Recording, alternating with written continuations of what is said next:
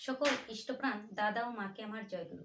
আজকে আমি শ্রী শ্রী ঠাকুরের সত্যানুসরণ গ্রন্থ থেকে একটি বাণী পাঠ করব এবং বাণীটিতে শ্রী শ্রী বরদা বিশ্লেষণ করে কি বললেন সেটা কিছু অংশ বলার চেষ্টা করব।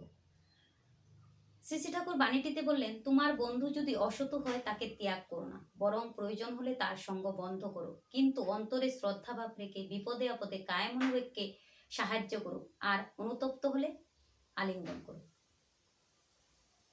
শ্রী শ্রী বরদা বললেন, বন্ধু তো ভালোই ছিল, এক মন এক আত্মা এক প্রাণ, হঠাৎ সে যদি খারাপ হয়ে যায়, যদি তাকে ভালো করার চেষ্টা না করি, ধরো আমি তোমার বন্ধু, তুমি হঠাৎ কুসঙ্গে পড়ে গেলে, মদ খেতে শুরু করলে, জুয়া খেলা আরম্ভ করে দিলে, আর আমি তোমাকে ত্যাগ করে দিলাম, সেটা না করে প্রথমেই প্রয়োজন তাকে বোঝানো, ধৈর্য সহকারে সহানুভূতি সহকারে তার কথা বিবেচনা করে তাকে সৎপথে ফেরানোর চেষ্টা করা,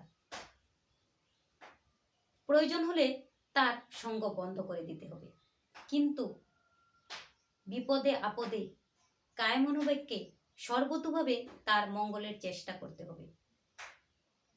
তাকে ছেড়ে দিলে তো আর ফিরে পাওয়া যাবে না, বরং লেগে থাকতে হবে, ভালোবাসতে হবে, ভালোবাসার দায়ে একদিন না একদিন সে ফিরে আসবে। এই বাণীটিতে বিশ্লেষণ করে শ্রী শ্রী বরদা বললেন।